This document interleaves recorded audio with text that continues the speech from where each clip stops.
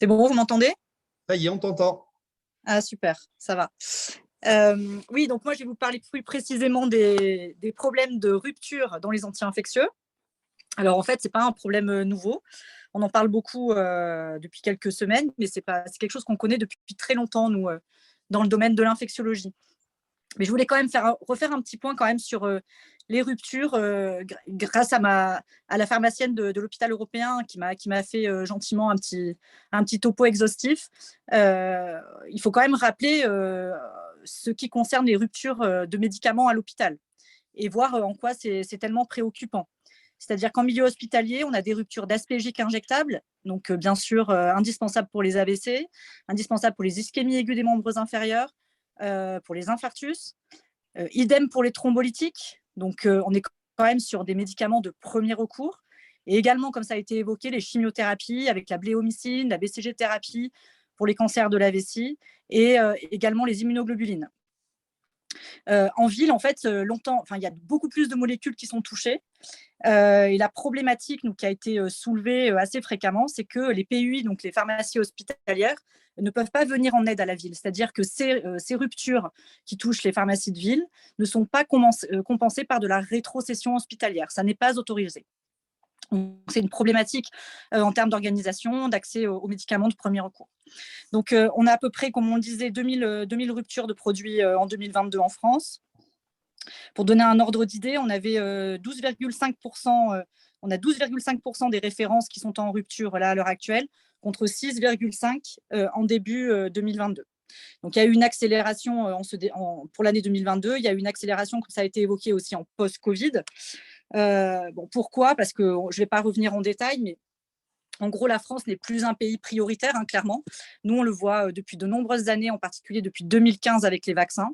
C'est-à-dire qu'en fait, on n'est pas rentable. C'est-à-dire qu'on achète à des coûts trop bas et qu'avec l'émergence des pays en voie de développement et des pays où il y a de plus en plus de demandes, parce qu'il y a de plus en plus d'accès aux soins, heureusement, nous ne sommes plus prioritaires. C'est plus du tout rentable de vendre des vaccins à la France. Ensuite, comme on l'a dit, donc on n'est plus du tout autonome. Donc on a 60 à 80% des produits de santé qui sont fabriqués à l'étranger, donc principalement en Asie. Et par le jeu combiné de la mondialisation, de la crise économique, de l'augmentation des coûts de l'énergie, des emballages, etc., et de l'augmentation de la demande lors d'une des triples épidémies hivernales, forcément on arrive à des ruptures. Donc, on a 21% des ruptures qui concernent les anti-infectieux, vaccins, antibiotiques, antiviraux et antiparasitaires, 2% pour les antiparasitaires, dont les antipaludéens. Donc, nous, on connaît, comme je vous disais, la pénurie de vaccins depuis 2015. Ça a touché beaucoup de vaccins. Ça a commencé avec le DT polio pédiatrique, avec des alternatives. On n'avait pas d'alternative claire pour le DT polio pédiatrique. Donc, en fait, il y a eu des problèmes de couverture vaccinale chez les enfants. On connaît toujours la pénurie du BCG, donc ça c'est multifactoriel, c'est-à-dire qu'il y a la recommandation qui a évolué depuis 2006 avec plus d'obligations vaccinales pour le BCG, des volumes qui sont nettement moins importants, donc la demande qui est moins importante, et donc ce n'est plus du tout un vaccin prioritaire, et de ce fait on a eu des ruptures pour ce vaccin. Et actuellement, donc, le BCG ne peut être administré que dans certaines structures, donc les CLAT et les PMI, mais surtout les CLAT en fait. Même en PMI, c'est compliqué. Donc, à l'heure actuelle, nous, ce qu'on a comme problématique sur les vaccins, donc c'est des problèmes moins importants parce que ça concerne beaucoup les voyageurs, mais on a des problématiques pour vacciner contre la fièvre jaune, contre la rage, contre l'encéphalite japonaise. C'est lié à des contingentements, à des problèmes de fabrication et de problèmes d'offre et de demande. Donc tout ça, en fait, tout ce qui touche à la vaccination, ça a donc un impact, comme je vous le disais, sur la couverture vaccinale et donc à des risques de reprise d'épidémie de telle ou telle maladie. Ensuite, pour parler des antibiotiques, donc nous, encore une fois, c'est quelque chose qu'on connaît depuis plusieurs années, depuis environ 10 ans. Ça a commencé avec l'extensiline, c'est le traitement de référence pour la syphilis. Et en fait, du jour au lendemain, on n'a plus d'extensiline en pharmacie d'officine. avec des ruptures. Donc, on recherche des alternatives. Là, pour le coup, il y avait des autorisations de délivrance hospitalière, donc de rétrocession hospitalière, avec des problématiques d'accès à cet antibiotique pour une maladie qui est quand même fortement transmissible. Et les patients étaient obligés de se rendre à la pharmacie hospitalière de l'hôpital dont ils dépendaient, s'ils en avaient un proche de chez eux, pour aller chercher de l'extensiline. Donc, sans avoir été prévenu, sans que les patients soient prévenus. Donc, nous, on faisait des ordonnances d'extensiline et le patient ne pouvait pas aller chercher l'extensiline dans sa pharmacie habituelle. On a eu en 2017 la problématique de la tazociline, donc ça peut paraître anecdotique, mais nous, la tazociline comme anti-infectieux, c'est quand même un traitement de référence à l'hôpital, je dis bien à l'hôpital. Et le risque, c'était quoi? C'était que par facilité, on arrête de prescrire de la tazociline parce qu'elle était plus disponible et qu'on fasse une escalade de l'antibiothérapie vers les carbapénem. Et de ce fait, donc pression de sélection de bactéries multirésistantes, d'entérobactéries multirésistantes, et donc avec un impact écologique pour l'hôpital et pour la ville non négligeable. Donc, on a dû mettre en place en fait, des parades pour tout ça, pour essayer de limiter la consommation de carbapénem. Ensuite, on a eu des problématiques la même année, en 2017, avec la céfotaxime, avec une envolée des ventes. 67% des ventes qui avaient augmenté en plus. Et le principal fournisseur, parce qu'il était seul, quasiment, c'était Pan Pharma, qui avait pas prévu cette envolée des consommations. Ça a entraîné donc un contingentement de la prescription de céfotaxime en 2017, donc à l'hôpital. Et Julie, puis, on a eu aussi… Oui. Julie, il faut que tu expliques Ouais. peut-être ce que c'est qu'un contingentement. Ok. Alors, du coup, contingentement, c'est-à-dire qu'on arrête la prescription à tout va et que donc ça reste sur des indications bien spécifiques. Donc, on ne peut prescrire l'antibiotique que sur des indications bien spécifiques. L'antibiotique, il est sous-clé dans une armoire fermée, on va dire. Et si on le veut, il faut passer 3 verrous, machin, et à la fin, on te le donne. Exactement, voilà. Donc, en fait, nous, ce qu'on avait fait pour la tazociline, par exemple, et pour la céfotaxime aussi, c'est qu'on avait seniorisé les prescriptions. Bon, ça demande quand même un surcoût de travail monstrueux pour les médecins seniors, sans parler du surcoût de travail pour les pharmaciens. Et franchement, c'était très compliqué, quoi, de revoir les indications, de refaire l'antibioguide, de revoir voilà, tous les verrous de prescription. Donc, on a eu ça, on a eu aussi la postphomicyline IB. Je ne vais pas vous faire toute la liste des antibiotiques qui ont été concernés historiquement. Mais en tout cas, ce qu'il faut rappeler pour l'antibiothérapie, c'est que chaque antibiotique a son propre spectre, sa propre diffusion tissulaire, sa propre indication. Et ce n'est pas comme un antihypertenseur. Enfin, je n'ai rien contre les cardiologues, mais quand on remplace un antihypertenseur, on a souvent un équivalent. Mais là, franchement, pour l'antibiotique, pour avoir un équivalent stricto sensu, c'était quasiment impossible. Donc, c'était vraiment, on avait une dégradation de la qualité des soins, une dégradation de nos indications. Voilà. Donc, en fait, par exemple, voilà, pour le Bristopen, ça, je pense que c'est une histoire que tout le monde a connue parce qu'elle est un peu plus récente. Et on n'avait plus de Bristopen, on n'avait plus de cloxacilline et d'oxacilline. Et donc, on s'est déplacé vers la céfazoline. Nous, on a des stocks réservés pour l'antibioprophylaxie que vous connaissez bien, donc du coup, en orthopédie en particulier. Et donc, du coup, les stocks de céfazoline étaient utilisés à la place de l'oxacilline et de la cloxacilline. Donc, voilà, en termes de gestion de socle, en fait, on déplace, c'est l'effet domino, c'est-à-dire que la céfotaxime, on utilise plus de ceftriaxone, à la place de la cloxacilline, on utilise plus de céfazoline. Donc, c'est l'effet domino sur les consommations d'antibiotiques. Donc là, pour en revenir aussi à quelque chose de plus important, enfin de nous, qui nous a vraiment préoccupés, ça a été la rupture d'antituberculeux. On est toujours en tension d'antituberculeux. Que ce soit la rifadine, que ce soit le rifater, que ce soit l'isoniazid IV, c'est quand même problématique de se dire qu'à tout moment, on ne va plus pouvoir traiter les tuberculoses avec des médicaments de première ligne. On a quand même une flambée de tuberculose multirésistante.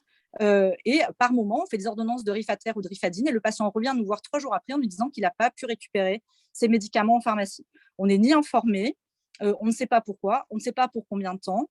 C'est quand même très compliqué de soigner les personnes, enfin les patients qui viennent nous voir pour des pathologies sévères avec ce mode de fonctionnement.